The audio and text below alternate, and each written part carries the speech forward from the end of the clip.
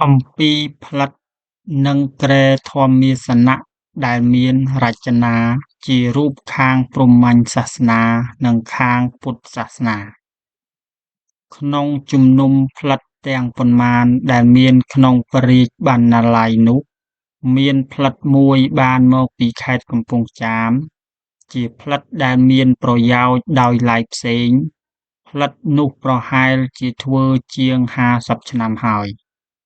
ដងធ្វើពីឈើខ្មៅប្រដាប់ដោយភ្លុកនៅចុងទាំងសងខាង តួផ្លិតធ្វើពីសំពត់សាកខ្លាតពណ៌ក្រហមរាងដូចស្លឹកពោធិ៍ ហើយមានបន្ទប់កំពូលស្រួចធ្វើដោយភ្លុក ផ្លិតនោះមានកម្ពស់ចំនួន78សង់ទីម៉ែត្រ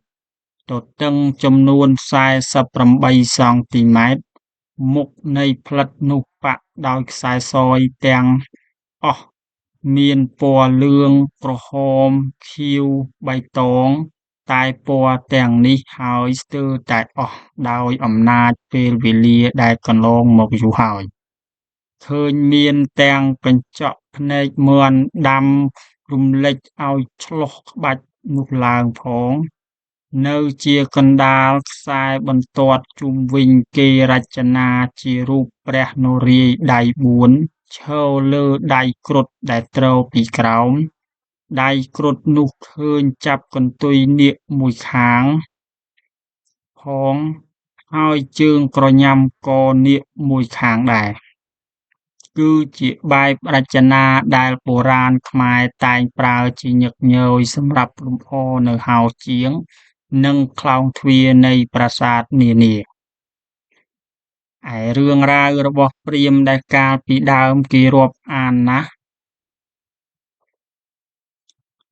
ក្នុងស្រុកខ្មែរធ្វើឲ្យយើងបានដឹងថាគ្រុឌនោះជាពាហនៈ គឺជាយានជំនិះនៃព្រះនរាយណ៍ តាមជាដកបាលីយើងបានដឹងថា រឿងចាស់របស់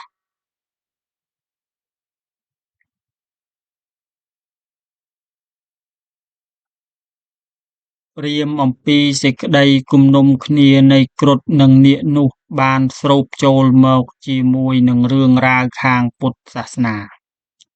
សេចក្តីនេះហើយជាការនាំឲ្យយល់ច្បាស់ថាហេតុដូចម្តេចបានជាជាងខ្មែរបុរាណតែងតែរចនារូបគ្រុឌនិងនាគប្រយុទ្ធគ្នា ហើយហេតុដូចម្តេចបានជានៅមានរាប់អានត